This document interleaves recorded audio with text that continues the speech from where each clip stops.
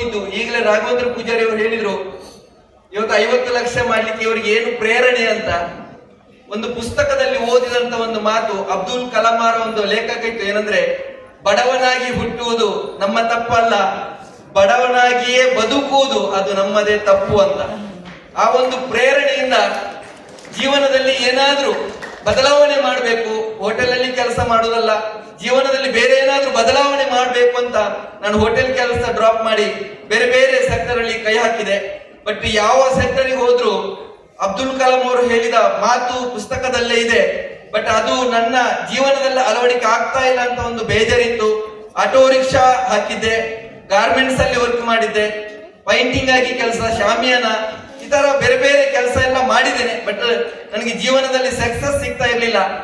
ಅಂತ ಒಂದು ಟೈಮ್ ಅಲ್ಲಿ 2 ವರ್ಷ ಹಿಂದೆ ನಿಜವಾಗ್ಲೂ ಒಂದು ತುಂಬಾ ಖುಷಿ ಆಗುತ್ತೆ. ಜೀವನದಲ್ಲಿ ಅಬ್ದುಲ್ ಕಲಾಂ ಅವರು ಹೇಳಿದಂತ ಒಂದು ಮಾತು, ಜೀವನದಲ್ಲಿ ಬಡವನಾಗಿಯೇ ಉಳಿಯುವುದಲ್ಲ, ಒಂದು ಶ್ರೀಮಂತ ಆಗ್ಲಿಕ್ಕೆ ಒಂದು ಅವಕಾಶ ಅಂದ್ರೆ ಇವತ್ತು ಈ ಬಯೋಟೋರಿಯಂ ಸಂಸ್ಥೆ. ಒಂದು ಡೈರೆಕ್ಟ್ ಸೆಲ್ಲಿಂಗ್ ಅಲ್ಲಿ ಇವತ್ತು ಈ ಬಯೋಟೋರಿಯಂ ಸಂಸ್ಥೆ ನಿಜವಾಗ್ಲೂ ಒಬ್ಬ ಸಾಧಾರಣ ವ್ಯಕ್ತಿಗೆ ಒಂದು ಬೆಳಿಬೇಕು, ಜೀವನದಲ್ಲಿ ಬದಲಾಗಬೇಕಂತ ಒಂದು ಮನಸ್ಸಿದ್ರೆ ಅದಕ್ಕೆ ಇವತ್ತು ಅವಕಾಶ ಒಂದೇ. ನಿಜವಾಗ್ಲೂ ನಾನು ಹೇಳ್ತೇನೆ, ಈ ಬಯೋಟೋರಿಯಂ ಅನ್ನುವಂಥದ್ದು ಈಗ ಇದು ಒಂದು ಅವಕಾಶ, ಈಗ ಇದೊಂದು ಅವಕಾಶ. ಆದ್ರೆ ಇನ್ನು ಮುಂದಿನ ದಿನದಲ್ಲಿ ಜನರಿಗೆ ಇದು ಅನಿವಾರ್ಯ, ಮುಂದಿನ ದಿನದಲ್ಲಿ ಜನರಿಗೆ ಇದು ಅನಿವಾರ್ಯ. ಯಾಕೆ ಹೇಳ್ತಾ ಇದ್ದೇನೆಂದ್ರೆ, ಇವತ್ತು ಎಜುಕೇಶನ್ ಮಾಡ್ತಾ ಇದ್ದಾರೆ ತುಂಬಾ ಜನರು, ಎಜುಕೇಶನ್ ಆದವರಿಗೆ ಸರಿಯಾಗಿ ಜಾಬ್ ಸಿಗ್ತಾ ಇಲ್ಲ. ಮೊನ್ನೆ ತಾನೇ ನಾನು ಇಲ್ಲಿ JP ನಗರಕ್ಕೆ ಹೋಗಿದ್ದೆ ಒಂದು ಪ್ರೆಸೆಂಟೇಷನ್ಗೆ. ಅಲ್ಲಿ ಒಬ್ರು ಹೇಳ್ತಾರೆ ನನ್ನ ಹತ್ರ, ಸರ್ ನಮ್ಮ ಪಕ್ಕದಲ್ಲಿ ಒಂದು ಕಂಪನಿ ಇದೆ, ಆ ಕಂಪನಿಯಿಂದ 12,000 ಜನರನ್ನ ಕೆಲಸದಿಂದ ತೆಗೆದ್ರು ಅಂತ. ಅವ್ರು ಹೇಳ್ತಾರೆ, ನನಗೆ 1,40,000 ರೂಪಾಯಿ ಸಂಬಳ ಇದೆ, ಆದ್ರೆ ಕೆಲಸ ನಾನು ಬರುವ ತಿಂಗಳಲ್ಲಿ ನಾನು ಇರ್ತೇನೆ ಇಲ್ವೋ, ಯಾಕಂದ್ರೆ ಈ ತಿಂಗಳು ನನಗೆ ಒಂದು ಗಡುವು ಕೊಟ್ಟಿದ್ದಾರೆ, ಆ ಕೆಲಸ ನನಗೆ ಇದೆ ಇಲ್ವೋ ಗೊತ್ತಿಲ್ಲ ಬರೋ ತಿಂಗಳು. ಯಾಕಂದ್ರೆ ಇವತ್ತು ಟೆಕ್ನಾಲಜಿ ಡೆವಲಪ್ಮೆಂಟ್ ಆಗ್ತಾ ಉಂಟು. ನಿಮ್ಗೆಲ್ರಿಗೂ ಗೊತ್ತಿರಬಹುದು, AI ಟೆಕ್ನಾಲಜಿ, ಆರ್ಟಿಫಿಷಿಯಲ್ ಇಂಟೆಲಿಜೆನ್ಸ್ ಅಂತ ಒಂದು ಟೆಕ್ನಾಲಜಿ ಬರ್ತಾ ಇದೆ. ಇದು ಕೊರೋನಾ ವೈರಸ್ ತರ ಸ್ಪ್ರೆಡ್ ಆಗ್ತಾ ಇದೆ. ಅಂದ್ರೆ ಒಬ್ಬ ಮನುಷ್ಯ ಮಾಡುವಂತ ಒಂದೂವರೆ ವರ್ಷದ ಕೆಲಸ ಒಂದು ದಿನದಲ್ಲಿ ಆ ಟೆಕ್ನಾಲಜಿ ಮಾಡುತ್ತೆ ಅಂತೆ.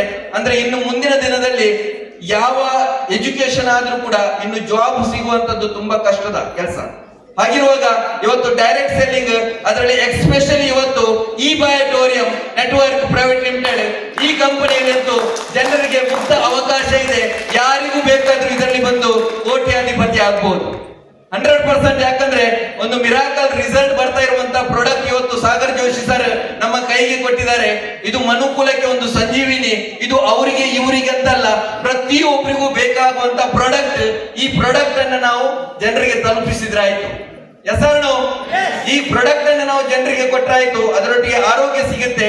ಆರೋಗ್ಯವೇ ಭಾಗ್ಯ ಅನ್ನುವಂಥದ್ದು ಒಂದು ಗಾದೆ ಮಾತು ಇತ್ತು. ಇವತ್ತು ಆ ಗಾದೆ ಮಾತು ಏನಾಗಿದೆ ಅಂದ್ರೆ, ಈ ಬಯೋಟೋರಿಯಂ ಬಂದ ಮೇಲೆ ಆರೋಗ್ಯ ಅದರೊಟ್ಟಿಗೆ ಭಾಗ್ಯ, ಆರೋಗ್ಯ ಅದರೊಟ್ಟಿಗೆ ಭಾಗ್ಯ. ಯಾಕಂದ್ರೆ ಈ ಒಂದು ಬಿಸ್ನೆಸ್ಗೆ ನಾನು ಎಂಟ್ರಿ ಆಗುವಾಗ 6 ಲಕ್ಷ ಸಾಲದಲ್ಲಿ ಇದ್ದವನು. ಇದೇ ಯಶೋಧರ್ ಜೈನ್ ಸರ್ ಹತ್ರ 2 ವರ್ಷ ಮುಂಚೆ ನಾನು ಅವರ ಕಾರಲ್ಲಿ ಕೂತ್ಕೊಂಡು ಕಣ್ಣೀರು ಹಾಕಿದ್ದೆ. ಸರ್ 6 ಲಕ್ಷ ನಾನು ಮೈನಸ್ ಅಲ್ಲಿ ಇದ್ದೇನೆ, ತಿಂಗಳಿಗೆ 20,000 ರೂಪಾಯಿ ನನಗೆ ಕಮಿಟ್ಮೆಂಟ್ ಇದೆ, ನನಗೆ ಸ್ಯಾಲ್ರಿ ಇರುವುದೇ ಒಂದು 18ರಿಂದ 20,000. ಆ ಸ್ಯಾಲ್ರಿ ಎಲ್ಲ ನನ್ನ ಕಮಿಟ್ಮೆಂಟ್ ಗೆ ಹೋಗ್ತಾ ಇದೆ, ಲೋನಿಗೆ ಹೋಗ್ತಾ ಇದೆ. ನನಗೆ ಜೀವನ ನಡೆಸಲಿಕ್ಕೆ ತುಂಬಾ ಕಷ್ಟ ಆಗ್ತಾ ಇದೆ, ಏನ್ ಮಾಡುವುದಂತ ಗೊತ್ತಾಗ್ತಾ ಇಲ್ಲ ಸರ್ ಅಂತ ಹೇಳುವಾಗ 100% ಇಲ್ಲಿ ಅವಕಾಶ ಇದೆ ಅಂತ ಅವಕಾಶ ಕೊಟ್ಟರು. ಆ ಅವಕಾಶವನ್ನ ತಗೊಂಡು ನಾನು ಒಂದೇ ಒಂದು ತಿಂಗಳು ಪಾರ್ಟ್ ಟೈಮ್ ಆಗಿ ಮಾಡಿದ್ದು. ಒಂದೇ ಒಂದು ತಿಂಗಳು ಪಾರ್ಟ್ ಟೈಮ್ ಆಗಿ ಈ ಪ್ರಾಡಕ್ಟ್ ಅನ್ನು ಒಂದು 10 ಫ್ಯಾಮಿಲಿಗೆ ರೀಚ್ ಮಾಡಿಸಿದೆ. ಆಗ ನನ್ನ ಅಕೌಂಟಿಗೆ ಒಂದು 15ರಿಂದ 20,000 ರೂಪಾಯಿ ಬಂತು. ನಾನು ಆಗ ಯೋಚನೆ ಮಾಡಿದೆ, ಹಾಗಾದ್ರೆ ನಾನು ಪಾರ್ಟ್ ಟೈಮ್ ಆಗಿ ದಿವಸಕ್ಕೊಂದು 3-4 ಗಂಟೆ ಕೊಟ್ಟು ಇದರಲ್ಲಿ ಒಂದು 15ರಿಂದ 20,000 ಬಂತು ಅಂತಾದ್ರೆ ನಾನು ಇದಕ್ಕೆ 24 ಗಂಟೆ ಕೊಟ್ರೆ ನನ್ನ ಇನ್ಕಮ್ ಎಷ್ಟು ಆಗ್ಬೋದು ಅಂತ ನಾನು ಕ್ಯಾಲ್ಕುಲೇಷನ್ ಅನ್ನು ಹಾಕಿ ನನ್ನ ಜಾಬ್ ಅನ್ನ ನಾನು ಡ್ರಾಪ್ ಮಾಡಿ ನಾನು ಈ ಬಿಸ್ನೆಸ್ಗೆ, ಈ ಬಯೋಟೋರಿಯಂ ಕಂಪನಿಗೆ ಬರುವ ಮುಂಚೆ ನಾನು ಉಡುಪಿಯಲ್ಲಿ ಒಂದು ರಿಪೋರ್ಟರ್ ಆಗಿ, ಅಂದ್ರೆ ಆಡ್ ಡಿಪಾರ್ಟ್ಮೆಂಟ್ ಅಲ್ಲಿ ಫೀಲ್ಡ್ ವರ್ಕ್ ಆಗಿ ಕೆಲಸ ಮಾಡ್ತಾ ಇದ್ದೆ. ಆ ಜಾಬ್ ಅನ್ನ ನಾನು ಡ್ರಾಪ್ ಮಾಡಿ ಯಾವಾಗ ನಾನು ಈ ಬಯೋಟೋರಿಯಂಗೆ ನಾನು ಫುಲ್ ಟೈಮ್ ಆಗಿ ಬಂದ್ರ ನನ್ನ ತಿಂಗಳ ಇನ್ಕಮ್ 1 ಲಕ್ಷಕ್ಕಿಂತ ಕಡಿಮೆ ಇಲ್ಲ. ಇವತ್ತು ತುಂಬಾ ಖುಷಿ ಆಗ್ತಾ ಇದೆ. ಈ ಒಂದು ವೈಲೆಟ್ ಕ್ಲಬ್ ಹಂತ ಅಂದ್ರೆ 50 ಲಕ್ಷಕ್ಕಿಂತ ಜಾಸ್ತಿ, ಅಂದ್ರೆ ಟೋಟಲ್ ಆಗಿ ಒಂದು 60 ಲಕ್ಷವರೆಗೆ ನನ್ನ ಅಕೌಂಟ್ಗೆ ಇನ್ಕಮ್ ಬಂತು. ಈ ಇನ್ಕಮ್ ಬಂದ ಕಾರಣ ಈ ಇನ್ಕಮ್ ಬಂದ ಕಾರಣ ಇವತ್ತು ನಾನು ಲೈಫಲ್ಲಿ ನನ್ನ ಎಲ್ಲ ಕನಸನ್ನ ಒಂದೊಂದೇ ನಾನು ನನಸು ಮಾಡ್ತಾ ಇದ್ದೇನೆ. ನಾನೊಂದು ಟೂ ವೀಲರ್ ಅಲ್ಲಿ ತಿರುಗಾಡ್ತಾ ಇದ್ದೆ, ಬಟ್ ಅದು ಸೆಕೆಂಡ್ ಹ್ಯಾಂಡ್ ಟೂ ವೀಲರ್. ಸಾಧಾರಣ ಒಂದು 10 ಕಿಲೋಮೀಟರ್ 15 ಕಿಲೋಮೀಟರ್ ಹೋಗ್ಲಿಕ್ಕೂ ಭಯ ಆಗ್ತಾ ಇತ್ತು, ಯಾವಾಗ ಏನಾಗುತ್ತೋ ಅಂತ. ಆದ್ರೆ ಇವತ್ತು ಈ ಬಿಸ್ನೆಸ್ ಬಂದ ಮೇಲೆ ನಾನು ಫಸ್ಟ್ ಒಂದು 30,000 ರೂಪಾಯಿದು ಮೊಬೈಲ್ ತಗೊಂಡೆ, 1,20,000 ಒಂದು ಬೈಕ್ ತಗೊಂಡೆ, 70,000 ಒಂದು ಲ್ಯಾಪ್ಟಾಪ್ ತಗೊಂಡೆ, ಒಂದು 4 ಲಕ್ಷದ್ದು ಗೋಲ್ಡ್ ಅನ್ನ ಮಾಡಿದೆ, ಒಂದು 8 ಲಕ್ಷದ್ದು ಮಾರುತಿ ಸುಜುಕಿ ಶಿಫ್ಟ್ ಗಾಡಿಯನ್ನ ತಗೊಂಡೆ, ಕಾರನ್ನ ಎಕ್ವಿಪ್ಮೆಂಟ್ ಮಾಡಿದೆ. ಇವತ್ತು ನಾನು 50 ಲಕ್ಷದ ಮನೆಯನ್ನ ಕಟ್ತಾ ಇದ್ದೀನಿ.